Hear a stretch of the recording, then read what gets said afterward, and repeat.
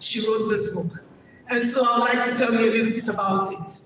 Upon my appointment as High Commissioner and diplomat to 4 countries, I did my research and found out the cultural affinities, the linkages.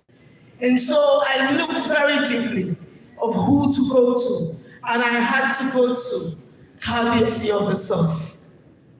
Thank you.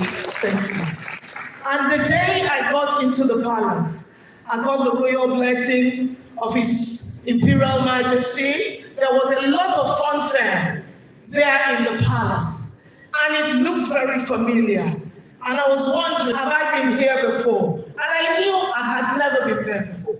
And with the excitement, I went to Port Harcourt, and I met my uncle, and I told him the story. I showed him the photographs. And he said to me, it could be the time you were little, your grandmother used to work as the head of what we call the Egbele, the leader of the women in the late King Amayalabo SPU Morgan's palace. And those women were very powerful. They're part of the coronation of kings. They're also part of women initiation. What we talk about initiation in rivers, we're talking about women that go to the fatting room and come out in those days in a beautiful ceremony where men see them and decide who to marry. My grandma was in charge of such. And I remember I was a handbag to those occasions. And so I placed it together and said, yes, my visit to Ife was a homecoming. And that was where this vision started.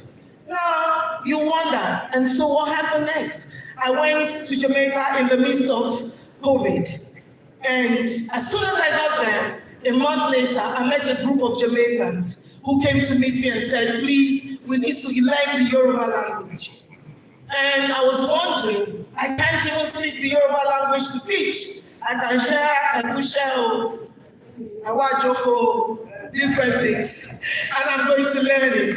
And luckily, I got a volunteer who decided to teach these Jamaicans Yoruba language for 180 days.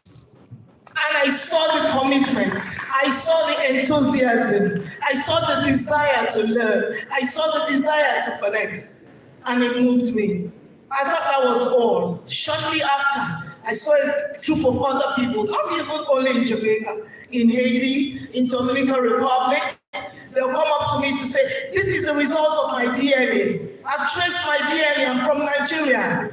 Even some say I'm from Cameroon. And some went beyond tracing their DNA to Nigeria to reducing it to finding out where they're actually from. And most of them traced it to the Yoruba nation. So today, I decided to document it because when I go to universities and to colleges to talk to them, they ask me most times about the history and the culture. And they take me to the libraries. We don't have any documentation about the history. And so that's what me to write in this book. This book is written to inspire, to inform, encourage, and reaffirm the long-held beliefs of connecting the branches to the roots. To buttress this point, I was told an interesting story, Your Imperial Majesty recently, about a white Cuban performing at a piano concert in Greece, Athens. Here, he acknowledged the origin of mankind, talked passionately about his roots to Africa, and paid obeisance to the Orishas before starting his performance. The man who was telling me this story is from Lebanese. He said he got goose pimple around him. Similarly, I had an experience in a Kampong community on which I sent the pictures to Kabiyesi while I was in that function in Jamaica, where prayers were being offered and familiar things and familiar, sayings like "Ashe" being said in response. And that reminded me of the great city of Ile-Ife. The world agrees that the modern Homo sapiens originated from Africa. And indeed, according to our beliefs, has Ile-Ife as the origin of modern civilization. And a lot of people have come to agree with this notion, as you will read in the coffee table book. This brings me to acknowledging and thanking some ambassadors whom are here and others who are not here. And especially the historians from Brazil, from Trinidad and Tobago, from Cuba, from Jamaica, South Carolina, Haiti, and to mention but a few intellectual notes that has added value to this body of literature. In conclusion, Your Imperial Majesty, distinguished ladies and gentlemen, it is my firm belief that this coffee table book, Ile-Ife, the cradle of the world, will be read in colleges, in universities, in libraries, hotels, etc., across the world, and will stand as a reference point to our rich history and cultural heritage. Before I end this particular address, I'd like to pray your indulgence and beg everyone in the hall to permit me at this juncture to say a big thank you to His Imperial Majesty, whose support is invaluable. I use another word, immeasurable, to the realization of this dream.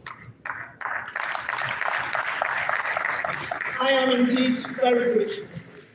My appreciation goes to the team in Ife that worked tirelessly with those of my team members that went to Ife. And of course, my team in diaspora. A lot of people worked very hard. But this thank you cannot end without me thanking my family. My immediate senior sister is married to somebody from Abeokuta. She's Mrs. Dada. She's right here in this hall. And to say thank you to them. And to my children that are watching us online, that are very excited about this. My entire family, my friends. I can see, on social media, the ambassadors from Netherlands, ambassadors from many countries are with us right here watching. I say thank you to all of you. Finally, remember, there was a lady that wrote a book, and she said the wings, she said the roots and the branches. And she chartered a private airline and flew the first connecting flight between Lagos and Jamaica, Montego Bay. And it took her only 11 hours, coming back with 9 hours. We're working very hard to connect West Africa through Nigeria to the Caribbeans through Jamaica. And that will be done very shortly. Your Imperial Majesty, when I see the look on the faces of the people in the countries I represent, most times I can tell them precisely where they're from. And when I call another Nigerian without telling him what I've done and say, guess where this person is from? He says the same thing. Means that we have our people over there. Now, somebody was talking about the black race. No.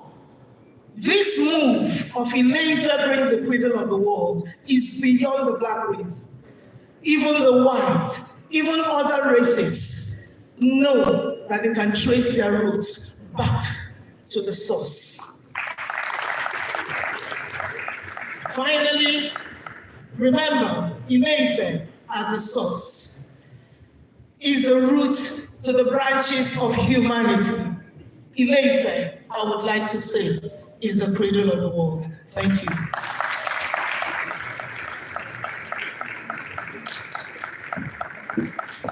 If you were here and you heard about the import of clapping, the health benefits of clapping, please celebrate it one more time.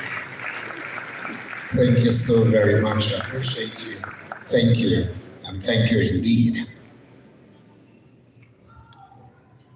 Ralph Waldo Emerson, Imperial Majesty, says, culture opens the sense of beauty. Can you behold the beauty of Ile-Ife even in your face?